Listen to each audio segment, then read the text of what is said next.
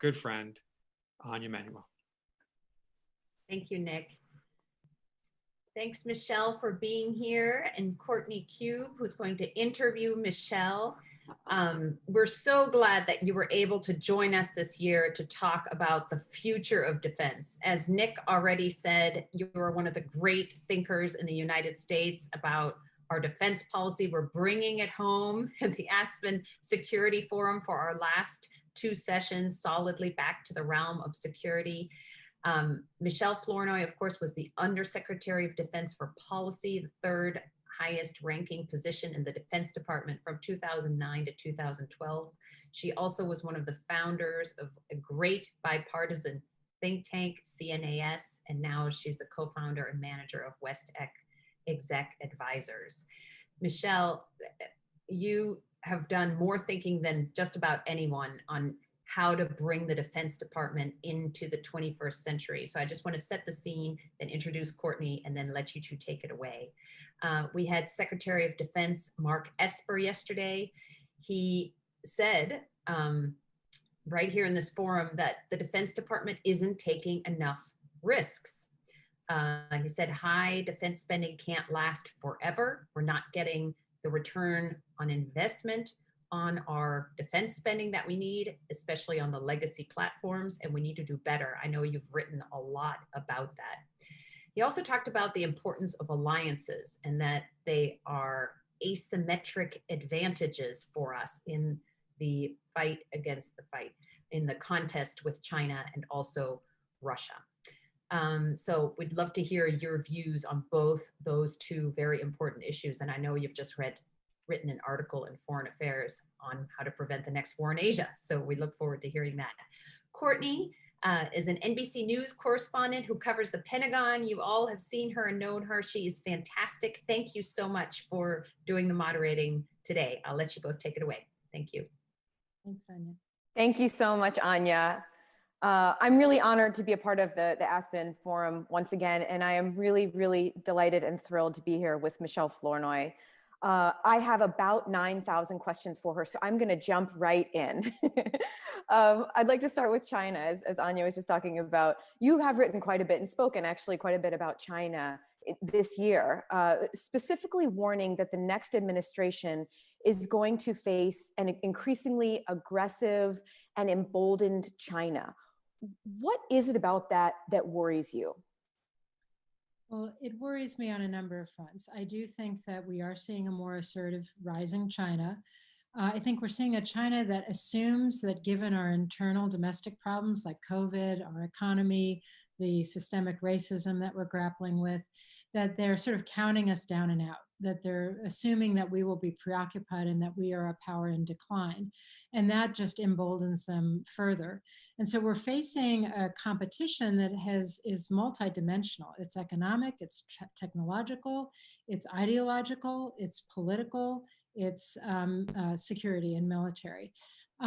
As someone who's spent a lot of time in the Pentagon, what worries me the most there is that I don't think we are using the resources that have been given to the Defense Department in the smartest way possible. And if we don't change the way we're making investments, we will risk losing our military technological edge, within a decade or so. And if we lose that edge, we will not be able to deter Chinese aggression effectively. And we'll open ourselves to a much higher risk of miscalculation that could lead to conflict between 2 nuclear powers. So that's the one that's keeping me up at night right now.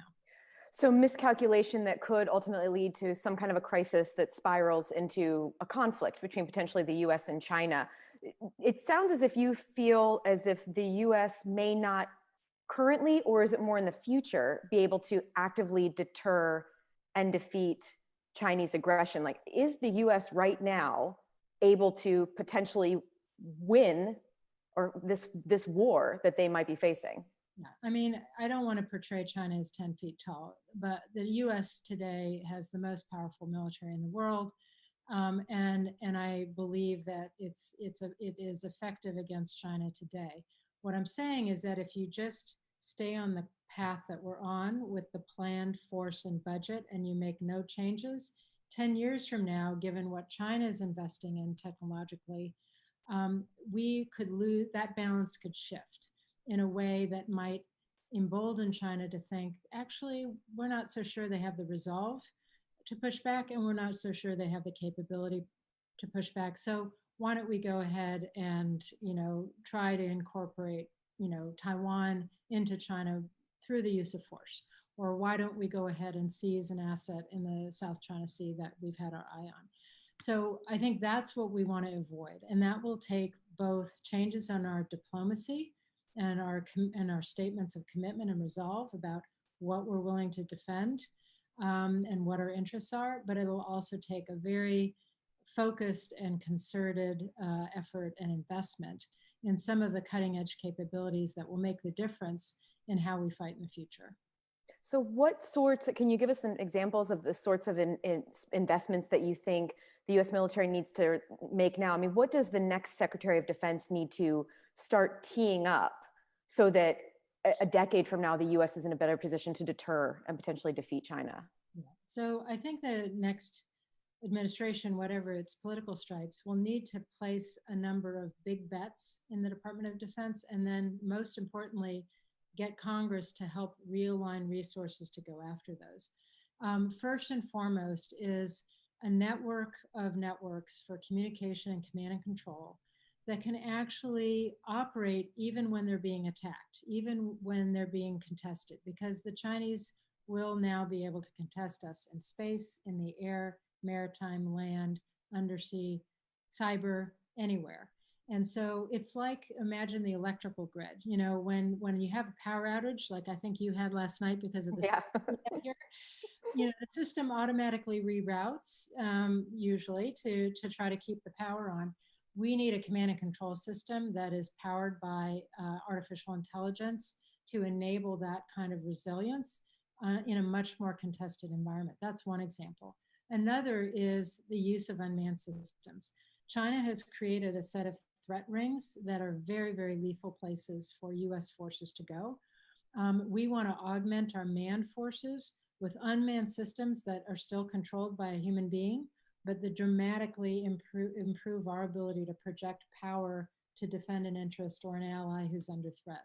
And there's a whole laundry list of these big bets, but the key is to make a big bet over multiple years, and then to really shift resources into that. And the hard part is, in a budget constrained environment, as Secretary Esper alluded to, defense budgets are probably going to flatten in the coming years, no matter who wins the election. That means you have to make trade-offs. It means you have to make hard decisions. It means you probably need to buy fewer legacy forces in order to invest in the technologies that will actually make the force that you keep more relevant, more survivable, more combat effective, and better able to underwrite deterrence. So it sounds like one of the things that you're focusing on is Beijing's investment in their A2AD, their anti-access area denial capabilities, which really make it difficult for the US or anyone to penetrate that if in fact a conflict begins. So are you, is the US military right now even postured to start moving in a direction where they could counter that? Or is that something that the next Secretary of Defense may have to, jump right in, or even this Secretary of Defense with the amount of time that's left in this administration, jump right in and start trying to counter right now? I mean, I guess how long would it take for those systems to be ready? Yeah, I think there's sort of two parallel efforts that have to happen. One is investments that may take a decade to be fully realized and integrated into the force.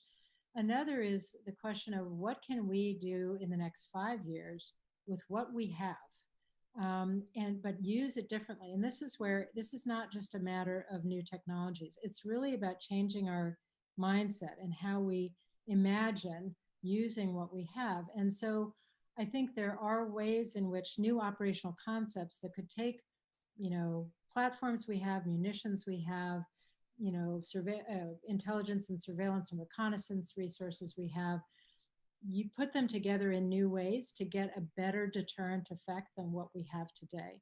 And so I think that those two parallel tracks need to be pursued together. And as this report I recently wrote for CNAS said, that we were trying to sound a bit of an alarm that the urgency is there, that our ability to deter it's not gone, but it's an eroding asset, and we've got to pay attention now to making sure that we attend to that and invest in that.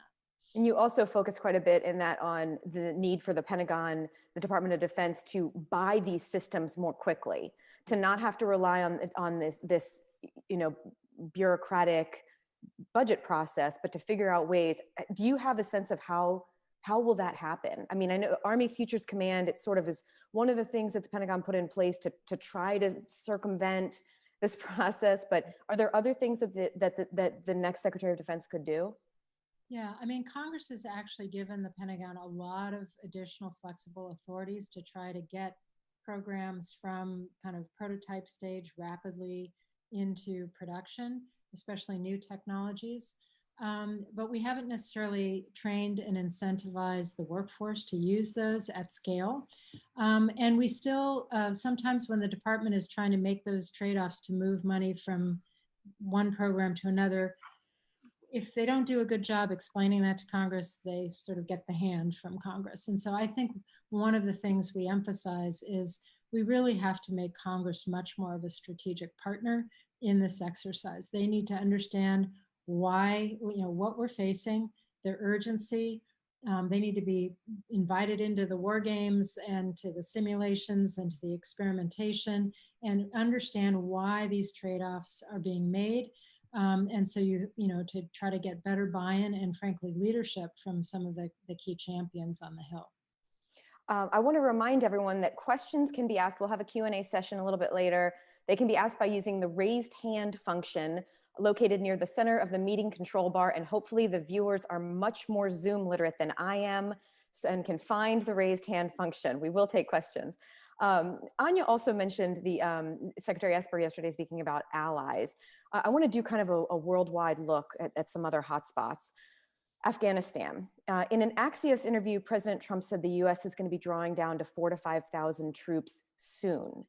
The military continues to say that this is a conditions-based process, but it's very clear that the conditions there have not improved since the peace process, the peace agreement earlier this year. Taliban attacks against the US and coalition are down, but they have increased against security forces, and some of the attacks have just been absolutely devastating and heartbreaking. What message does it send, not just to the Taliban, but to US allies, to the Afghan government, if the US decides to potentially draw down half of the current force there in the coming months, potentially this fall? Yeah. Well, I think we have to be very careful in terms of, first of all, remembering, what our core objective still is, which is to prevent Afghanistan from being a haven for terrorist strikes against the United States. And so there is a counter-terrorist force that is very important to keep there until we have a true peace. The US Taliban agreement that you referred to does envision a drawdown, but as other conditions are met. And the number one condition beyond a prisoner exchange and some other things is a true beginning, a good faith beginning of intra-Afghan negotiations. So the Taliban sitting down with the Afghan government, with Afghan civil society, and really getting at the true peace negotiations that have to happen.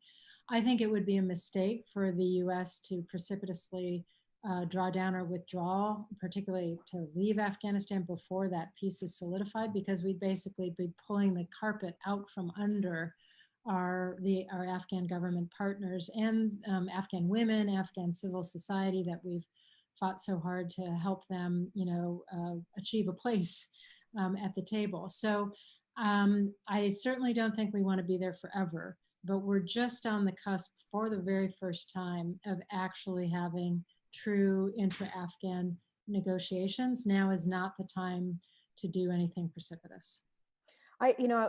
As someone who sat in Pentagon leadership position not long ago, I have to ask, when news came out just a few weeks ago that there was the potential that Russia was paying incentive payments to the Taliban to kill Americans, when you saw that, what did you think of that? And if you were still in the policy job, and then as Anya mentioned, the number 3 position at the Pentagon of leadership, What would you have recommended the US response be to that? Well, when I was in government, that intelligence report would have appeared in the president's daily brief, which and all of the senior officials get, and we would have immediately had a conversation about, what do we need to do to verify the intelligence, understand, the sources with a level of confidence from the analysts, whether it's really true. Then we'd make sure that people were alerted in the White House, particularly the president, to say, sir, we see a call that you're going to have with President Putin on your schedule. You need to be aware that we're pursuing this intelligence, and that needs to be top of mind, and that should inform your talking points in the following way. Meanwhile, we would start an NSC process, a National Security Council process, that would have developed options that if this is true, how does the US want to respond? To the best of my knowledge, none of that normal sort of interagency process really happened. And so you had the president having a number of calls with Putin under the shadow of this intelligence without it ever being raised. And I think, if there is any truth to the intelligence, it communicates to Russia that they can get away with this, which is just absolutely egregious and unacceptable. When American forces are targeted, there needs to be a very direct and purposeful response. Did you ever hear anything when you're in your time in the policy job? Did you ever hear about this kind of incentives by Russia to the Taliban for anything? Not at the time I was in. I want to turn to Iran. The Trump administration has implemented this maximum pressure campaign. The goal, of course, is to squeeze Iran with these crippling sanctions to deter their destabilizing activities in the area, and then ultimately with the goal of bringing them to the negotiating table. Is the maximum pressure campaign working? And what do you see as the potential outcome for it if it continues?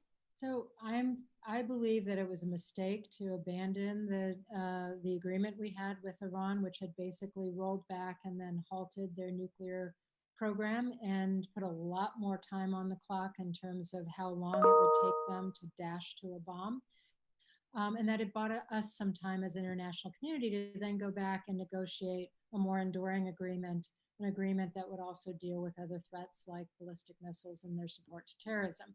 But the Trump administration walked away from that. It isolated the United States from the other parties like the EU and China and Russia, who had also backed the agreement.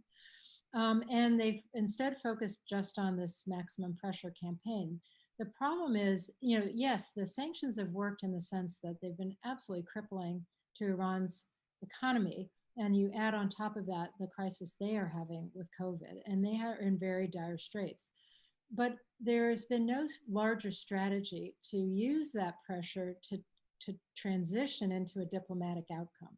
To get my question is, where is the on-ramp to get them back to negotiations for, a better agreement? What we see happening instead is Iran feeling like they can't, that there's no, they're just under pressure.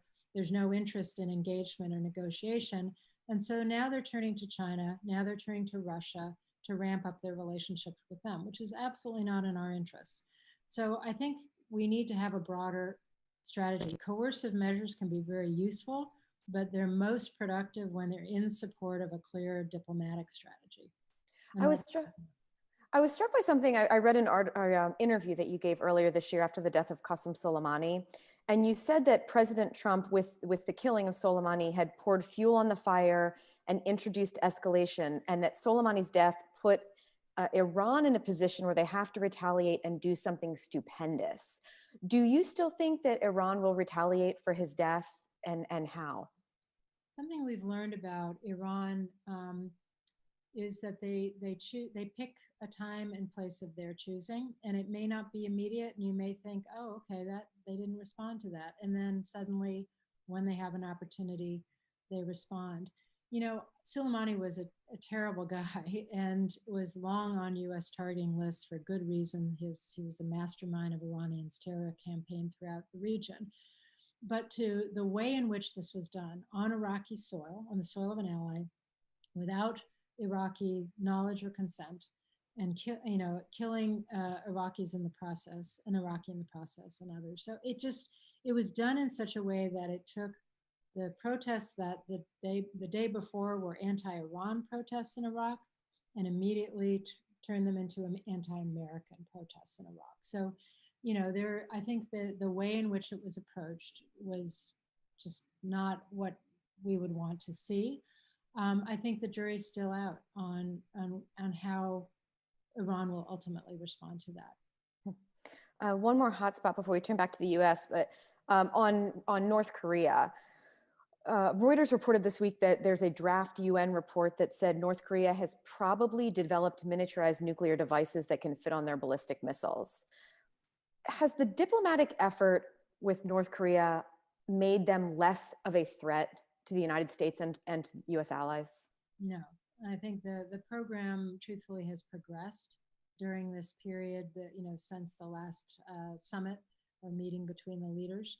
And I don't think there's been the sort of concerted working level diplomatic effort to really create more momentum. And so the program has continued, and I haven't seen the intelligence assessments recently, but it's certainly possible, given where they were and the time they've had and the expertise they have, that they could have actually gotten to a point where they can put a warhead on a ballistic missile that can reach the United States. I want to turn back to the U.S. The current administration, I'm sure you're very familiar with their national defense strategy, which finds the biggest threats are Russia and China. They're the near peer competitors, and lays out how the military needs to be postured to face those threats. Do you agree with the way that the NDS is being implemented right now? Again, I actually think the basic shift from the last 20 years of focus primarily almost exclusively on counterterrorism and counterinsurgency to recognizing that we've got a revisionist Russia to deter and a rising China to deter. I think that the shift in the strategy is absolutely right. I think a lot of the things that the strategy calls for are correct, but again, I just don't see the speed and scale of implementation in the program and budget that we need to see if we're going to be successful.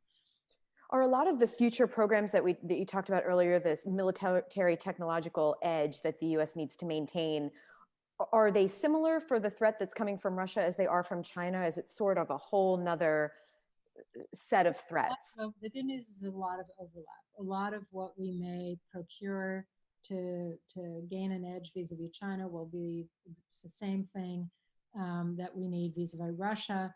But the balance and quantities will be different. Russia is predominantly a land and air theater with some maritime approaches. Asia is maritime heavy. And so you're going to have different balance of forces that you need in each region to deter. But a lot of the same technologies and capabilities will be very useful in both cases. Recently, the Pentagon's decided to withdraw about 12,000 troops from Germany. And that kind of brings us back to this idea of allies. What message did that send to Germany, but also to other US allies to withdraw such a significant force from Germany, a country that has been a strong US ally for decades, one of the strongest countries in Europe, if not the strongest? What does it say to allies that the US did that so quickly? And do you think strategically and fitting in with the NDS that move was smart for the US?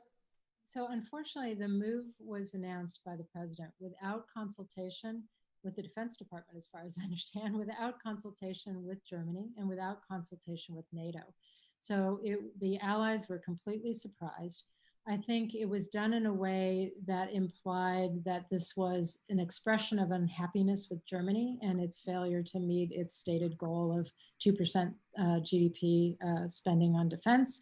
So it was seen as sort of punishing, and it was seen, and it underscores the narrative in Europe, unfortunately, that the United States it cannot be relied upon, that we can't be counted on to sort of stick with them, that we don't value the NATO alliance and our relationships in Europe. And so I think it has had a pretty negative effect. Strategically, I don't think it makes sense. I think the Pentagon is now trying to kind of dress this up and saying, oh, well, it's all part of repositioning within Europe. But the truth is, they didn't know about this. They wouldn't have recommended it. They're now trying to make do. Europe is not only an important place for us to be postured to deter Russia, it's also a very important place from which we deploy to other places like the Middle East. When we have forces permanently stationed in a place like Germany, Germany actually foots a huge amount of the bill. It's going to be extremely expensive to bring thousands of troops home to a place like Fort Hood or wherever they're going to go, because we're going to have to build new housing, support those troops. And so it's actually going to be more expensive to bring them home. I'm all for looking at our posture in Europe and optimizing it, saying maybe we need more in the Baltics or in Poland or somewhere else or Romania. But that was not what was driving this. What was driving this is, Trump's sort of natural tendency to withdraw, to bring folks home, and to frankly punish Germany for not meeting his objectives. And it's interesting, especially what we heard from Secretary Esper at the Aspen, his panel yesterday, about this idea of this enormous defense budget isn't going to last forever. Well, it's going to cost the US billions of dollars to make these moves. And if in fact it really is about the 2% GDP for NATO, well, both Belgium and Italy, two of the countries they're moving to, also don't meet their 2%. So there's a certain inconsistency in the logic. The good news is that this is not easy to execute quickly. You've already seen Republicans and Democrats in Congress step up and say, hey, we don't want you to do this. They may actually pass legislation prohibiting spending of funds on this move. If you have a new administration, the first thing they'll do is a posture review globally. So, my hope is that this will not be fully executed, because I don't think it's in the strategic interests of the United States, and it's very damaging to our alliance relationships. And as I understand, Secretary Esper said, that is an asymmetric source of advantage for the United States, our alliances. Mm-hmm. One more reminder that if you have questions, to click on the raised hand function located near the center of the meeting control bar. Another issue that is going to most certainly affect the next Secretary of Defense, as it has this one, is the politicization of the military. And I just want to read you, General Votel, retired General Votel, who I'm sure you worked with when you were in policy. He wrote an op-ed for UPenn Law last month, or in June, that really struck me. I'll just read you one line from it. When the military is viewed as having been politicized, it throws our American institutions out of balance and diminishes trust and confidence in our democratic form of government. And he talked about how that was something that he learned in a class at West Point as a young man, and how it stayed with him through his entire career, of the importance of this. Do you think it's such a bitter political environment right now in this country, and the country is so divided, and it has led to the increase in the politicization of the ranks? Can Americans still have faith that the military is apolitical in this increasingly politicized environment? And what can the Secretary of Defense do to try to mitigate that? Yeah, my answer is yes. And we have to really fight for this, because this is so essential to our democracy and to civilian control of the military. The military must remain an apolitical institution, and military members this is drilled into them from the first time they take the oath of office, which is not to a particular president or a political party. The oath is to support and defend the Constitution of the United States. That is one of the reasons why the military is one of the most, if not the most, respected institution in the country. We want to preserve that. Now, some mistakes have been made recently. When you have former general officers showing up at political conventions and, stumping for candidates, when you have, the chairman kind of walk across Lafayette Park after force has just been used, in violation of First Amendment rights of Americans, and for a photo op engineered by the president. These are very damaging. And so I think the military needs to take steps to ensure that it stays apolitical. And I think that needs to be a priority for any leadership in the Pentagon as well. What reassured me after that incident in Lafayette Park is the number of former general officers, like General Votel and others, who stepped up and said, this is not okay. This is not the military. We will fail in recruiting and retaining a quality all-volunteer force if we don't protect this institution from becoming politicized. The Pentagon in the past couple of years has seen dozens of positions, high-level positions filled by actings, people who are appointed. I don't know a time where we've had so many people performing the duties of a role as we have in the past several years. As you know this building so well. What is the long-term impact of having so many acting officials and so many vacancies?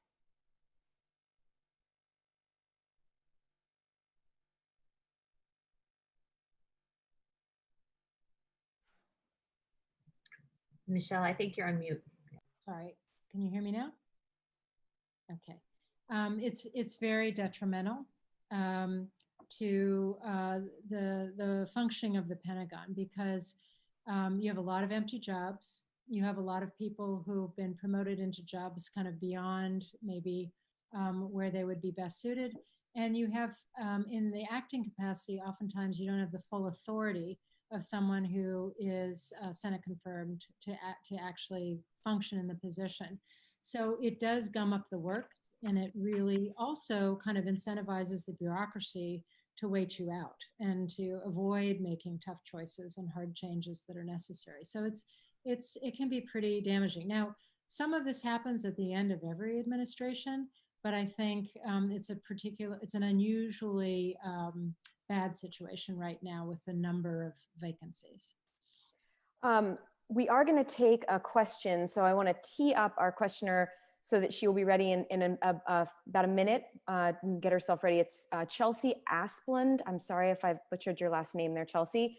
But one more question for me before we go to you. I got to ask the question, the elephant in the room. You have a lot of great ideas about what the next Secretary of Defense should be doing, what another administration could do. Would you, if offered, would you accept a role in the Biden administration, potentially as Secretary of Defense? Well, one of the things I've learned over the years is not to engage in speculation like that. But you know, I've spent 30 years in some form of public service, either in government or in the nonprofit sector or so forth, and that is my calling. And so, you know, who knows? But I've come out and you know, endorsed Joe Biden. I do think he's the right answer for the country, and I would do anything to support his success and for the sake of the country, frankly. I don't think I heard a no there, so I'm just saying. Yeah. Okay, Chelsea, if you would unmute yourself and ask your question if you're there.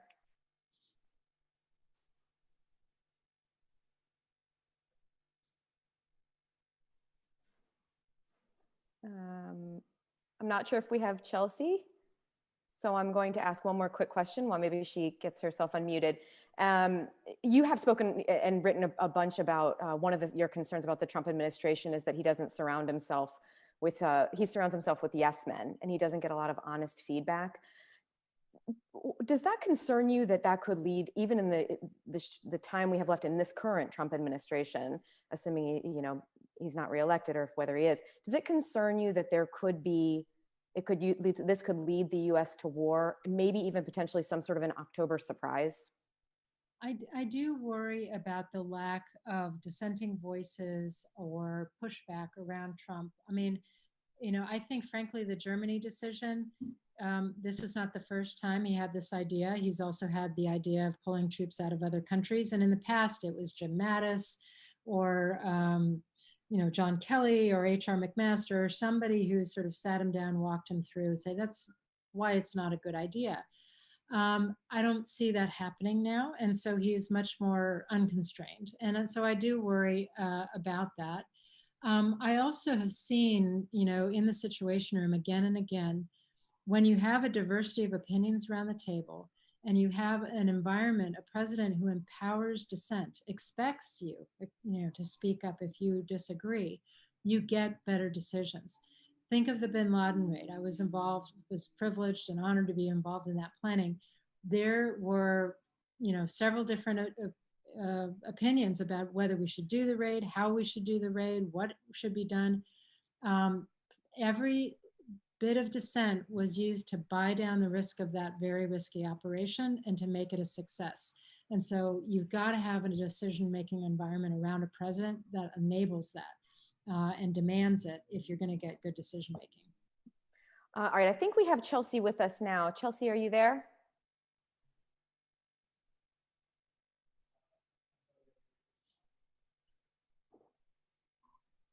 Okay, we may not have her. So I do want to turn back to Anya, who I think we do have. Otherwise, I can ask questions all day long, believe me. I know, we're going all night. That was an amazing interview. You guys really managed to cover a lot of ground in 35 minutes, the entire world. So thank you so much. Michele, if I could just keep you for one last question. We touched a little bit on diversity earlier, but you know, Secretary of Defense Esper and the leadership were ready to rename those Confederate bases. The president famously said, absolutely not. When Condi Rice was speaking in the opening session 2 days ago, she said she thinks it's time. Do you agree with that? And beyond that, is that enough? Or what more do we need to do for diversity inclusion in the force? I absolutely agree that we need to rename the bases. But that is absolutely not enough. It's a first step. It's an important first step. It sends a signal. But I think the department needs to do a top to bottom scrub of why it doesn't have more diversity in the military ranks, in the leadership ranks, in the civilian ranks, why it's not just about inclusion in terms of numbers. It's about people feeling like they truly belong, that they have equal opportunity within defense, that they can contribute to their absolute best. So I think there's a lot of work that can and should be done. I think most of the leaders in the Pentagon, if allowed, would be leaning forward, running forward on this issue. But they need, to be allowed. They need a White House that will allow them to do that good work, and to bring the full talent of, the American population into, to bear in the national security cadre. If you have biases against women, you take 50% of the population, the talent pool off the table, and the same is true for various ethnic groups. Our strength has always been that we figure out how to draw from that. And we're better for it when we do, including in the performance of the organization. So I think that's an area where we can make a lot of progress. We just need the right leadership to really not only allow that to happen, but to champion it happening.